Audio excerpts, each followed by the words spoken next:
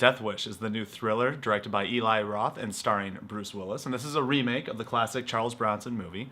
So let's just get into Eli Roth in general. I mean, just how do you feel about him as a filmmaker? I can't even begin to say how much I dislike Eli Roth as a director. I mean, I think that his best movie is Hostel, and that's okay. So that's just him as a director for me personally. His ceiling is an okay movie. And, I just don't think he does anything really original. Like, this is just another remake. He's done 3 in a row now. He had Green Inferno, which was basically a remake of Cannibal Holocaust, and Knock Knock, which was a remake of a movie of the same name. So now he's doing Death Wish. It's just I'm not a fan of his filmography, and so I wasn't really excited going into this one. Right. But I was somewhat interested to see his take on action. How do you feel about Eli Roth? Well, I think that when Eli Roth first came out with Cabin Fever, he was like a budding filmmaker. Would be like, this guy's gonna make waves in the industry. Look at this new, fresh, gory, shocking type of horror movies. And I've never really totally lost faith in the guy. I think he can be a competent director, but I agree with you. There's nothing standoutish about his filmography. I think he's just an okay director that makes okay movies. And he sort of started a little bit of the torture porn type of genre with Hostel. He really helped excel that genre for modern audiences. But here we are with Death Wish. This is more action-oriented, definitely. So how do you think he translated that over into this movie? I don't know, man. It's just there wasn't really any it's hard for me to call this even an action movie. There were a few scenes of gunplay, but I think it should have been more focused on the emotional weight of the scenes and everything like that. And it's hard for me to call this an action movie. But when there was action happening on screen, sometimes it was cool. There's a cool scene at a car shop. I really dug that scene. I think that's the highlight of the movie. Yeah. But even at the end with the climax, it was very anticlimactic. It just all happened within 90 seconds. I swear, from when the guys invade the house at the end until when they're all dead, it has to be less than 3 minutes. I'm not even joking. Yeah, I think that with this, once again, he competently handled this movie. I have to compliment him on taking his time to develop the story. I'm glad he didn't dive right in. I'm also glad that it wasn't shockingly overly hard to watch. I thought he was going to go off the deep end a little bit with the gore or even the initial, scene that sets everything in motion. But also, when there was setup time, it just wasn't very interesting. There was just a lot of bore to this, I wanted to care about these characters, and he took his time to let us care about these characters. But unfortunately, the dialogue, the emotion, and even Bruce Willis's acting was just pretty stale. Oh, I mean, Bruce Willis, this guy is an enigma. When he is in a project that he cares about, he has true passion for, like Looper from a few years ago, the guy's on. He's one of the best in the biz, but there are so many movies where you can tell he's just there for the paycheck, and Death Wish is definitely one of those.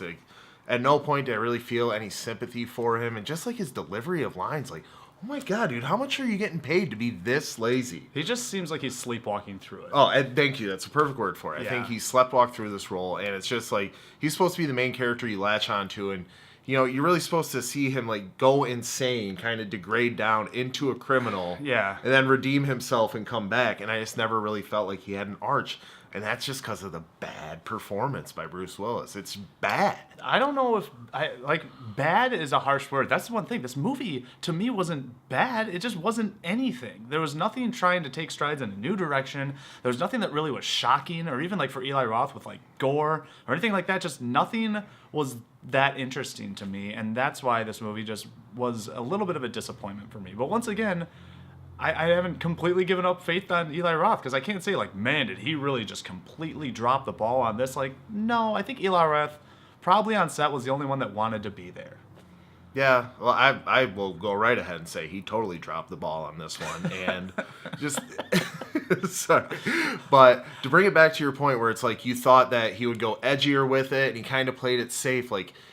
If Eli Roth is going to be this extreme, kind of in-your-face director, you have to go through with it. You can't play it safe. You have to take risks. If he took more risks with it, I might have a little bit more respect for his effort, but just everything by this is by the numbers. If I showed this to you and I was like, Nate, who directed that? You'd be like, I don't know. That could have been anybody. No way would you be like, that's totally Eli Roth. That's just his style. That's very true. So it's just that it didn't feel like an Eli Roth movie. I at least respect the man for taking creative choices and risks with some of his movies, but with this one, it was just by the numbers. Like you take Death Wish off it, you take Bruce Willis off this. This is a Netflix movie. It is, but it didn't piss me off. I thought this movie would at the end be like, damn it, I got my hopes up and it pissed me off. But honestly, I left that theater being like, that was fine. And I could feel the audience was like, that was fine. You know, and that's all that this movie is. It's you can watch it and not be offended by it, but you're not going to get anything new out of it whatsoever. Yeah, I mean, I agree with you. I won't say this movie's offensively bad, and I didn't have high hopes going into it. Frankly, it's a actor who's kind of a hack these days and sleepwalking through every role, and a director who's kind of a hack, and so it's like I was expecting a bad movie, and that's exactly what I got. It's a hack job. It's totally a hack job. Buffs. Okay, we saw Death Wish. Put a number on it. Yes, we survived Death Wish. There's very little to like about this movie. There's not a lot to hate, so I can't like drag this down in the dirt as far as like it's a terrible movie. It's just you can easily skip it. It's not going to change your life whether you watch it or skip it. So I'm going to give Death Wish a 4 out of 10. Not a good movie. I don't recommend you see it. Go watch the original. Go watch A Different Revenge Tale. Watch Kill Bill. Yeah. Don't go to this one. Okay. Well, I mean, I'm going to go a little bit higher with it. I just think that, yes, I don't think I should commend a movie by saying, like, wow, that wasn't terrible. Like, that's not a good compliment towards a film at all. But all in all, I did feel pretty bored during some of these scenes, but other times there was small moments of tension. I think Eli Roth put a little bit of effort forward. So I'm going to go not to recommend this movie. You're right. It's a Netflix movie. Put it on in the background type of thing. I'm going to go 5 out of 10. So, you know, it's whatever. See it at your own risk. Yeah. Buffs. So that's our review of Death Wish. Are you planning on seeing the movie? What do you think of Bruce Willis? What do you think of the original Death Wish? Leave all your comments down below. And join us next week when we review A Wrinkle in Time. I'm kind of excited for this one. It's like the first big blockbuster of the year. We'll see what Ava DuVernay can do with this, big Disney franchise. Yeah. We'll bring you that review next week. Until then, don't forget, there's no place like the theater.